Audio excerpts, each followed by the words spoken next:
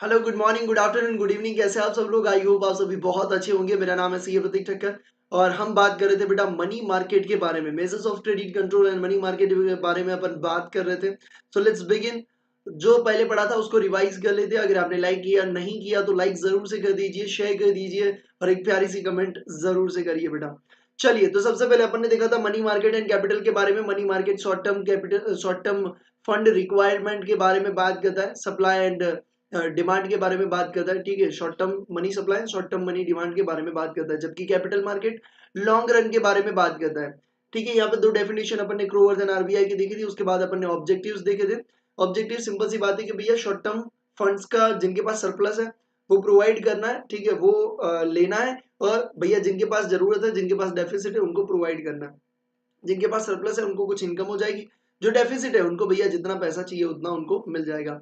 ठीक है, फंक्शंस देखा था। It link with the lender and borrower को लिंक करता है, वर्किंग कैपिटल रिक्वायरमेंट को पूरी करता है, financial asset with the high degree of the liquidity, trade and commerce में हेल्प करता है डेवलप करने बिल से। Government to raise short term loans, government को अगर शॉर्ट टर्म लोन्स को रेज करना है, आरबीआई कंट्रोल करता है। काफी सारी चीजें अपन ने यहाँ पे देखी थी।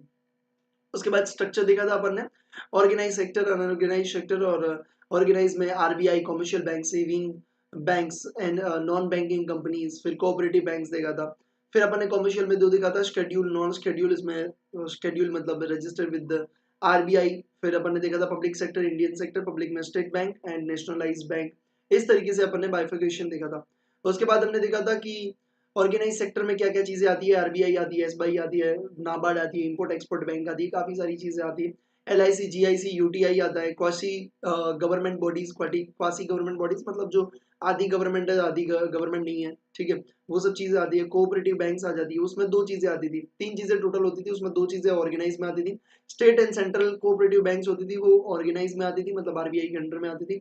जबकि लोकल कोऑपरेटिव बैंक्स आती थी, वो अनऑर्गेनाइज में यहाँ पे आती थी। ठीक है, जिसमें इंडिजीनियस बैंक, इंडिजीनियस बैंक मतलब वो बैंक नहीं है बट बैंक जैसा सा कार्य कर रही है इंस्टीट्यूट, उसे बोलते हैं इंडिजीनियस बैंक। जो मनी को प्रोवाइड करती है जिनको रिक्वायरमेंट है विथ स्पेसिफिक इंटरेस्ट रेट। ठीक है, फिर अपने constituents of the money market, lenders and borrower के बारे में बात करी थी। Supply of the fund, unorganise and organise sector. फिर डिमांड के बारे में बात करें तो डिमांड किसी को भी, जिनको भी जरूरत है वो भैया डिमांड ऑफ द फंड में आता है, मतलब जो डिमांड कर रहे हैं फंड को। इसके बाद आज अपन को देखना था भैया सब markets of the organise money market के बारे में अपने को देखना था। ठीक है, तो चलिए आ जाइए।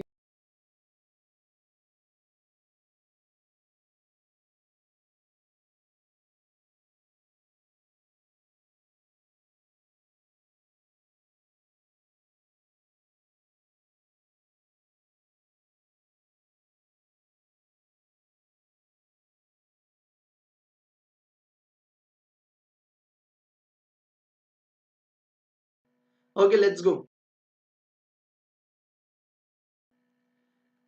आ जाइए बेटा। सबसे पहला call and notice money market. Call and notice money market आपने नाम तो आगे सुना ही होगा, थोड़ा सा जूम कर देता हूँ। और call and notice money market का मतलब ये होता है कि जब एक बैंक को पैसे की जरूरत होती है शॉर्ट टर्म के लिए, मैक्सिमम 14 डेज के लिए, तब इसे बोलते हैं call money, call and notice money market, जो दूसरी बैंक से या आरबीआई से क्या करती है, पैसे लेती है।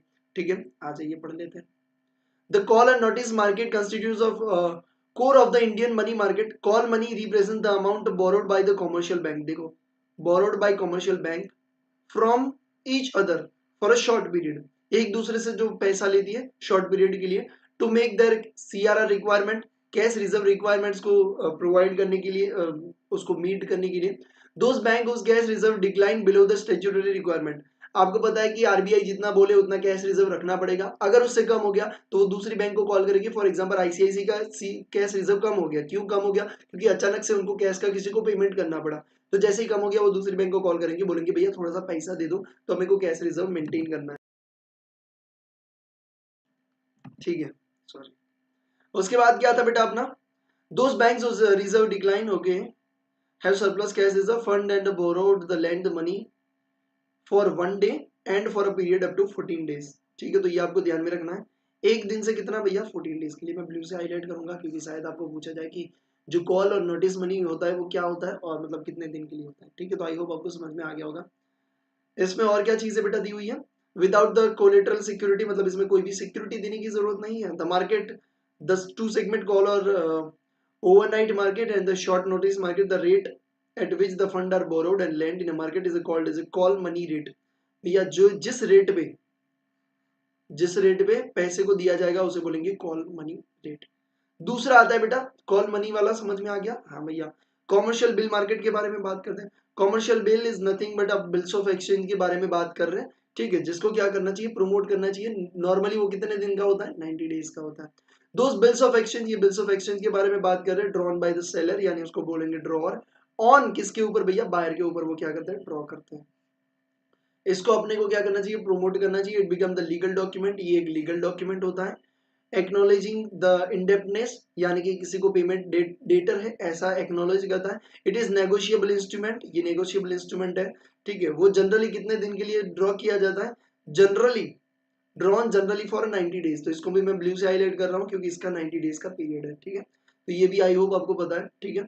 The bank will receive the face value of the, देखो यहाँ पे क्या हो सकता है, इसको डिस्काउंट भी किया जा सकता है। हाँ भैया, बिल्स रिसीवेबल्स के साथ चार चीजें होती है, बिल्स पेएबल के साथ सिर्फ एक चीजें होती है, बिल्स रिसीवेबल के साथ चार चीजें होती है। आई होप अपने बिल्स ऑफ एक्सचेंज में मेरे साथ पढ़ा है। तो वो चार चीजें होती है भैया, इसमें एक आता है डिस्काउंट, पहला आता है रिटेन, ठीक है, एक आता था रिटेन अपने पास रखना, दूसरा डिस्काउंट विद द बैंक, उसके बारे में यहाँ पे बात करें, तीसरा क्या था भैया, बिल सेंट फॉर कलेक्शन, और चौथा क्या था भैया, मेरे को बताइए अगर किसी को याद आ रहा है तो। एक तो था रिटेन, एक था डिस्काउंट विद द बैंक, एक था बिल सेंट फॉर कलेक्शन, और तीसरा बहुत इंपॉर्टेंट था, एंड दैट इज अपने को किसी को दिया, मतलब जिसको पेमेंट करना है उसे बोलते हैं, क्या बोलते हैं भैया, एंडोर्समेंट, ठीक है। तो चार चीजें होती थी। तो मतलब यहाँ पे क्या कर रहे हैं भैया, बैंक के साथ डिस्काउंट भी हो सकता है, ठीक है, for the period bill the, okay, holder in need for a cash, अगर होल्डर को कैश की जरूरत पड़ी तो can, holder is in need of a cash, he can discount it with the commercial bank, वो डिस्काउंट करवा सकता है कमर्शियल बैंक के साथ। ये चीज दी हुई है। फिर अपना दिया है भैया ट्रेजरी बिल। ट्रेजरी बिल क्या होता है, ट्रेजरी बिल एक शॉर्ट टर्म प्रोमिसरी नोट होता है जो गवर्नमेंट ऑफ इंडिया इश्यू करती है। कैसे इश्यू करती है भैया, देखो 100 रुपए का ट्रेजरी बिल होगा तो वो कैसे इश्यू करेगी, 96 पे इश्यू करेगी, ठीक है। Treasury bill of 100 rupees issued at 96 rupees, तो डिस्काउंट पे इश्यू करेगी और क्या करेगी, 100 रुपीज को वापस करेगी। मतलब ऐसा बोला गया कि 2 साल का लॉक इन पीरियड है, कितना, 2 साल का लॉक इन, 2 साल का नहीं, अपन 6 महीने का, 3 महीने का, क्योंकि शॉर्ट टर्म की बात चल रही है, ठीक है। तो फॉर एग्जाम्पल कितना, 2 महीने का लॉक इन पीरियड है, 2 महीने का, तो 96 रुपीज आपको देने हैं, आपको 100 रुपए में लेंगे। तो आपको जितने ट्रेजरी बिल बाय करने हैं आप उतने कर सकते हो। फॉर एग्जाम्पल आपको 100 बाय करने हैं तो आप 96 इंटू 100 यानी 9600 आपको पेमेंट करना पड़ेगा, और 2 महीने के बाद आपको कितना, 10,000 रुपए मिल जाएगा, ठीक है। तो 400 रुपया, मतलब वो जो ऊपर का जो हुआ वो क्या हुआ, आपके लिए प्रॉफिट हुआ। Treasury bill short term promissory note, ये भैया शॉर्ट टर्म प्रोमिसरी नोट है। इश्यूड बाय, इश्यू कौन करता है, ये भी आपको ध्यान में रखना बहुत जरूरी है। Issued by government of India issue करता है। तो जो चीजें ब्लू से करो वो जरूर से ध्यान में रखना, उससे एमसीक्यू बन सकता है।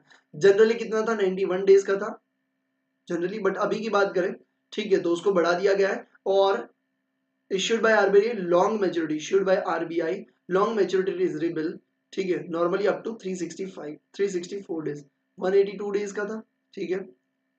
Short term financial need of the government, तो 182 डेज का पहले इश्यू होता था बीच में, फिर 364 डेज का भी हो गया। अब अपन बात करते हैं बेटा कॉमर्शियल पेपर के बारे में, ठीक है। कॉमर्शियल पेपर क्या है, कॉमर्शियल पेपर सिंपल सी ये चीज है कि अगर किसी कंपनी को पैसे की जरूरत है, पैसे की जरूरत है तो वो कॉमर्शियल पेपर इश्यू करती है, इसके ऊपर इंटरेस्ट देती है कि भैया 10% पर एनम का आपको इंटरेस्ट मिलेगा। कॉमर्शियल पेपर 6 महीने के लिए हम इश्यू कर रहे हैं, तो आप उसमें सब्सक्राइब कर सकते हो, ठीक है। उसकी एक अमाउंट फिक्स होती है कि इतनी अमाउंट का कॉमर्शियल पेपर होगा, आप एक दो मल्टीपल में उसमें क्या कर सकते हो, सब्सक्राइब कर सकते हो, और आपको स्पेसिफिक इंटरेस्ट मिल जाएगा, ठीक है। ये, इसमें आपको कोई भी सिक्योरिटी या कुछ भी नहीं, आपको पैसा देना है और सामने वाली कंपनी आपको कॉमर्शियल पेपर दे देगी। On the recommendation of the Vaghul working group, भैया रिकमेंडेशन किसका है, Vaghul working group, the commercial paper is introduce in Indian money market in January 1990। The need of introduction of this instrument is arisen out of the changing industrial scenario in the environment created by liberalization policies of the government. The industrial sector launched a plan for diversification, expansion and modernization of their fund, ठीक है, और their units, ठीक है, उनके units को क्या करना है, डाइवर्सिफाई करना है, ठीक है, मतलब अलग अलग सेक्टर में लेके जाना है, एक्सपांड करना है, बहुत बढ़ाना है, एंड मॉडर्नाइज करना है, इसलिए वो क्या करेंगे, कमर्शियल पेपर को इश्यू कर सकते हैं। This has a lead to an enhance the demand for a fund, इसके कारण क्या हुआ, फंड का डिमांड बढ़ा, ठीक है। Industrial launch plan of diversification, expansion and modernisation, ठीक है।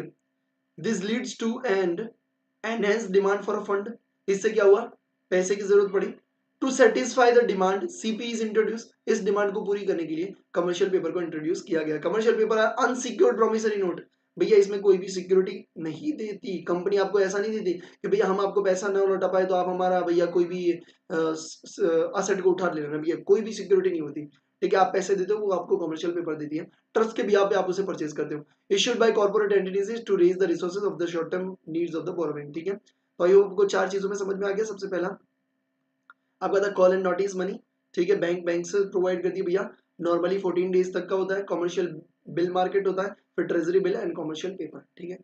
चलिए, कमर्शियल बैंक मतलब बिल्स ऑफ एक्सचेंज के बारे में बात करें, ट्रेजरी बिल डिस्काउंट पे इशू होता है, कमर्शियल पेपर एक कंपनी इशू करता है, उस पर इंटरेस्ट देता है। उसके बाद अपन बात कर रहे हैं, बेटा आ जाइए, उसके बाद अपन बात करते हैं सर्टिफिकेट ऑफ डिपॉजिट के बारे में बात करते हैं, आ जाइए बेटा। सर्टिफिकेट ऑफ डिपॉजिट के ऊपर भी आपको क्या मिलता है, इंटरेस्ट मिल जाता है। आरबीआई ने इंट्रोड्यूस किया है सर्टिफिकेट, आरबीआई ने इंट्रोड्यूस किया है, ठीक है। The object of further with the range of the money market instrument to give investor further opportunity of the deploy the short term funds, वो भैया क्या कर सके, जिनके पास पैसा है वो शॉर्ट टर्म अपॉर्चुनिटी उनको प्रोवाइड करे एक नए सर्टिफिकेट ऑफ डिपॉजिट से, जिनको स्पेसिफिक इंटरेस्ट रेट भी मिल जाएगा। issued by bank against the deposit kept by the individual companies and public sector units and other institution, non resident भैया, non resident Indian can also be subscribe to CD, तो ये चीज आप blue से अपन highlight करेंगे क्योंकि ये सारे टॉपिक से अलग है। तो एनआरआई भी इसमें अप्लाई कर सकते हैं भैया, ठीक है। सिक्स्थ वाला अपन देखते हैं, inter sorry interbank term money market. Inter bank का मतलब ये होता है कि एक बैंक दूसरे से पैसा लेगी, एक बैंक दूसरी बैंक से पैसा लेगी, ठीक है। अब आप बोलोगे भैया वो तो आ नहीं गया कॉल मनी वाले में, वो एक दिन से 14 दिन के लिए, अब ये 14 डेज से 90 डेज तक का है। ये कौन सा है भैया, 14 डेज से 90 डेज तक का। The This market is which a bank alone, both the commercial bank or both the commercial bank and cooperative bank are participate. The borrow and fund from the each other for a period, देखो period को मैं highlight कर रहा हूँ, for a period over 14 days and generally 19 days. समझ में आ गया उन दोनों में डिफरेंस क्या है, ठीक है। यहाँ पे नो कोलेटरल सिक्योरिटी, वहां पे भी कोई भी सिक्योरिटी नहीं थी, तो ये चीज आपको ध्यान में रखना है। इंटर बैंक में और मनी मार्केट वाले में क्या चेंज है, वो 1 to 14 डेज, ये 14 to 90 डेज। चलिए, सेवंथ वाला कोलेटरल लॉन एंड मार्केट के बारे में बात करते हैं। कोलेटरल का मतलब होता है आपको सिक्योरिटी देनी पड़ेगी, ठीक है।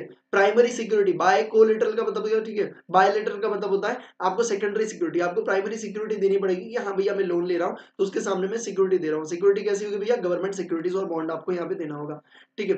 तो कोलेटरल की बात करें, deal with the collateral loans, collateral का मतलब होता है security, backup with the security, और क्या क्या सिक्योरिटी था against the government security and bonds के बारे में।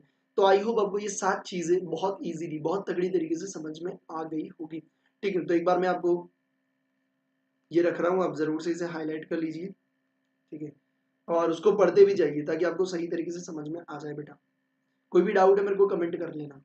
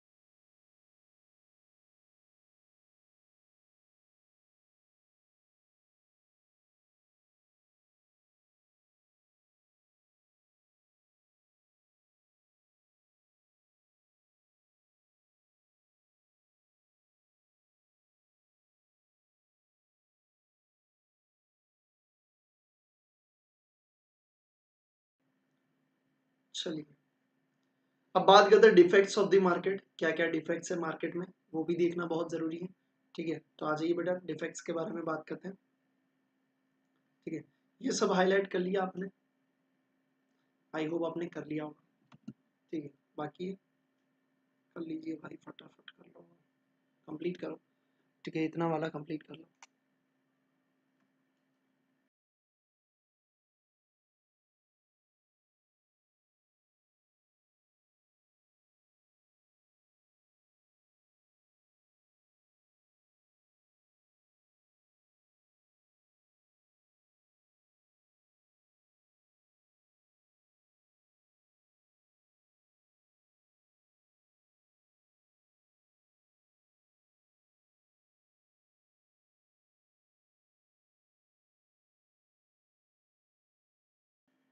चलो ठीक है अभी, okay. Defects of Indian money market के बारे में बात करते हैं बेटा। सबसे पहला dichotomy between organise and unorganise sector, मतलब उन दोनों के बीच में क्या होता है भैया, काफी प्रॉब्लम्स क्रिएट होती है। The most important defects of the Indian money market is it's division into two sector, मतलब सबसे पहला भैया डिफेक्ट क्या है कि डिवीजन है भैया। डिफेक्ट क्या है सबसे पहला कि डिवीजन इनटू टू सेक्टर में, एक ऑर्गेनाइज एंड अनऑर्गेनाइज सेक्टर में। तो दोनों के बीच में भैया काफी सारे झगड़े चलते रहते हैं। ठीक है, दोनों एक दूसरे के कॉम्पिटिटर्स बन जाते हैं। This is a little contract coordination and cooperation between two sectors. There is little भैया, बहुत कम है भैया कि दोनों में कोऑर्डिनेशन कुछ भी नहीं है। In such a condition it is difficult for the RBI to ensure uniform and effective implementation. ठीक है भैया, तो ये आरबीआई के लिए बहुत डिफिकल्ट हो जाता है क्या करना भैया, to ensure the uniform and effective implementation of its monetary policy. Monetary policy को इफेक्टिवली इंप्लीमेंट नहीं कर पाते हैं दोनों सेक्टर के ऊपर। तो सबसे पहली प्रॉब्लम ये है कि दो सेक्टर आपने बना दिया, ऑर्गेनाइज और अनऑर्गेनाइज। तो सबसे बड़ी प्रॉब्लम है कि भैया इन दोनों के बीच में संघर्ष संघर्ष रहता है। तो ये आरबीआई के लिए बहुत हार्ड हो जाता है कि एक यूनिफॉर्म एंड इफेक्टिव एक जो उनकी पॉलिसी है उसको इंप्लीमेंट कर पाना। दूसरा प्रीडोमिनेंस ऑफ अनऑर्गेनाइज सेक्टर, मतलब अनऑर्गेनाइज सेक्टर पहले से डोमिनेंट पोजीशन पे है, डोमिनेंट पे मतलब जिनका ज्यादा चल रहा है। ठीक है, क्योंकि देखो उनका इंटरेस्ट रेट कम रहता है या काफी सारे बेनिफिट्स रहते हैं बैंक के कंपेयर में, काफी प्रोसेस नहीं होती, तो अनऑर्गेनाइज सेक्टर पहले से डोमिनेंट पोजीशन पे है। Another important defect of the Indian money market is the predominance of unorganized sector. This indigenous bankers का मतलब क्या होता है, मैंने आपको लास्ट सेशन में भी बताया था। इंडिजीनियस का मतलब ये होता है कि जो बैंक नहीं है बट बैंक के जैसा काम कर रहा है, विच कंस्टिट्यूट अ लार्ज पोर्शन, जो large portion of the money market already लेके बैठे। तो ये भी एक प्रॉब्लम है। Seriously restrict the this seriously restrict the RBI control over the money market, मतलब इसी के कारण कंट्रोल आरबीआई मनी मार्केट को कंट्रोल नहीं कर पा रहा है। देखो आरबीआई किसको कंट्रोल कर पा रहा है, रेगुलेट सेक्टर को। अनऑर्गेनाइज सेक्टर, ऑर्गेनाइज सेक्टर को, अनऑर्गेनाइज सेक्टर को तो कर ही नहीं पा रहा है। तो मेजोरिटी पार्ट तो अनऑर्गेनाइज के पास है, तो अल्टीमेटली आरबीआई के पास उतना कंट्रोल नहीं है। ठीक है, चलो थर्ड वन, वेस्टफुल कंपटीशन। मतलब वेस्टफुल कंपटीशन मतलब भैया ऑर्गेनाइज का जो ऑर्गेनाइज में जो अलग अलग कमर्शियल बैंक है एचडीएफसी आई से, उनके बीच में भी भैया कंपटीशन चल रहा है। तो ये भी एक बहुत बड़ी प्रॉब्लम है। ठीक है, कि वेस्टफुल कंपटीशन चल रहा है, ऑर्गेनाइज अनऑर्गेनाइज का तो है, ऑर्गेनाइज के भी अंदर अंदर मेंबर में और अनऑर्गेनाइज के भी अंदर अंदर मेंबर में कंपटीशन चल रहा है। ठीक है, wasteful competition exist only not only between the organise and unorganise sector but also members of the two sector, मतलब दोनों के मेंबर में भी चल रहा है अंदरों अंदर। ठीक है, तो ये भी एक बहुत बड़ा क्या है भैया, एक बहुत बड़ा आपके लिए प्रॉब्लम है। The relation between the various segment of the money market is not cordial and they are loosely connected with each other, मतलब वो डायरेक्टली कनेक्टेड नहीं है भैया। बहुत generally flow spurious tendencies. Similarly, the competition exists between Indian commercial bank and foreign bank. तो इसके कारण क्या है भैया, commercial bank and foreign bank के बीच में भी भैया कंपटीशन चल रहा है। तो एक वेस्टफुल कंपटीशन, पहले दो में क्या कह रहे हैं, पहले दो में कह रहे हैं भैया ऑर्गेनाइज एंड अनऑर्गेनाइज का झगड़ा, दूसरे में बोल रहे हैं भैया कि अनऑर्गेनाइज सेक्टर पहले से काफी सारी चीजें लेके बैठा है। And third one wasteful competition, मतलब जो मेंबर्स है उनके उनके बीच में भी क्या हो रहा है भैया, झगड़े हो रहे हैं। Absence of all Indian money market, एक मनी मार्केट नहीं है। ठीक है, यहाँ पे क्या होता है कि भैया इंटरेस्ट रेट की बात करें तो एक इंटरेस्ट रेट नहीं है, हर बैंक अपने हिसाब से अलग चार्ज कर रही है, हर एरिया वाइज अलग है। अहमदाबाद में अलग रेट चल रहा है, मुंबई में अलग रेट चल रहा है सेम बैंक का। तो ये भी बहुत बड़ी प्रॉब्लम है। Indian market has not been organise into single integrated all Indian market, समझ में आ गया। It divide into small segment mostly catering to the local financial needs, local financial need के हिसाब से क्या होता है वो उसको चेंज करते रहते हैं। For example there is a little contract between the money market in the bigger cities like Mumbai, Chennai, Kolkata and those in a smaller town. ठीक है, तो ये अलग अलग सिटी वाइज चलाते रहते हैं अपना। इनएडिक्वेट बैंकिंग फैसिलिटी उतनी जितनी होनी चाहिए उतनी नहीं है, इसीलिए कहीं ना कहीं भैया यहाँ पे क्या अपन पीछे रह जाते हैं। Indian money market is inadequate to meet the financial need of the economy, economy में जितना फाइनेंशियल नीड है उतना वो पूरा नहीं कर पाती। Although there has been rapid expansion of bank branches, इसीलिए काफी एक्सपेंशन हो रहा है बैंक के ब्रांचेस में। ठीक है, पास्ट कुछ ईयर्स में काफी एक्सपेंशन हुए हैं। ये vast rural area still exist without banking, अभी भी काफी सारा रूरल एरिया बैंकिंग फैसिलिटी के बिना ही चल रहा है। अभी तक अपन ने 5 चीजें देखी है। ठीक है, defects of the Indian money market. आगे बढ़ते हैं और बात करते हैं shortage of the capital. 6th one is a shortage of the capital. ये क्या कहता है, Indian money market generally suffer from the shortage of the capital fund, the availability of capital in the money market is insufficient. Capital भैया कैसा है, insufficient है। ठीक है, टू मीट द इंडस्ट्री, जितना पैसा इंडस्ट्री को चाहिए उतना सेविंग के तौर पे आ नहीं रहा, तो उतना क्रेडिट क्रिएशन नहीं हो रहा है। 7 one is a seasonal shortage, भैया कुछ ऐसा टाइम आता है जहां पे किसी को पैसे की जरूरत ही नहीं होती या लोन कम जाती है। ठीक है, तो ऐसे टाइम पे क्या होता है, रेट नीचे लेके आ जाते हैं, ट्राई करते हैं कि भैया लोन ले लो, बट क्या होता है सीजनल शॉर्टेज भी रहती है। A major drawback of the Indian market is the seasonal stringency of a credit and higher interest rate during the part of the year। कुछ पार्ट में ज्यादा डिमांड रहती है और उसका रेट भी क्या रहता है, हाई रहता है, क्योंकि डिमांड ज्यादा है तो रेट भी बढ़ा दिया इंटरेस्ट का। ठीक है, on the contrary other side में क्या रहता है, during slack season, slack season मतलब ऐसी सीजन जहां जो सीजन नहीं है, ठीक है, आउट ऑफ सीजन की बात कर रहे हैं, जुलाई टू अक्टूबर मोस्टली बात कर रहे हैं, डिमांड फॉर क्रेडिट मतलब लोन की डिमांड कैसी रहती है एंड रेट ऑफ इंटरेस्ट भी क्या रहता है, बहुत कम रहता है। Diversity of the interest rate भी काफी अलग अलग रहता है। जैसे अपन ने बोला जियोग्राफिकल के हिसाब से इंटरेस्ट रेट काफी अलग अलग रहता है। Another defect of the Indian money market is the multiplicity and the disparity of the interest rate. The interest rate also differs in a various centre. देखो इंटरेस्ट रेट सेंटर वाइज अलग अलग रहता है, लाइक मुंबई, कोलकाता। ठीक है, ऐसे क्या रहता है, अलग अलग रहता है। Various interest rate structure are largely due to the credit immobility because of inadequate costly and time consuming means of transferring money। ये भैया क्यों अलग अलग रहता है, क्योंकि देखो कोई बैंक है उसको कितना टाइम लगता है, कितना खर्चा लगता है पैसे को देने के लिए एज अ लोन के लिए, ठीक है, ट्रांसफर करने के लिए पैसा, तो उसके हिसाब से वो क्या लगता है, अपने प्रोसेसिंग फी अलग लगाता है, अपना इंटरेस्ट रेट भी क्या करता है, अलग अलग लगाता है।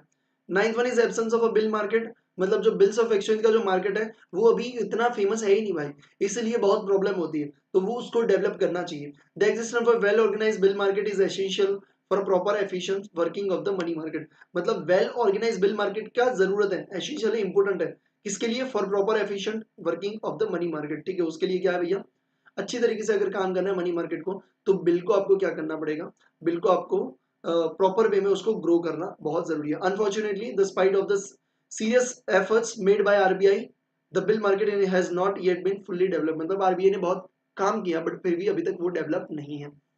अभी तक अपने 9 चीजें देखी, फिर से मैं आपको समझा देता हूँ। 9 चीजें देखिए, defects of the Indian money market. सबसे पहला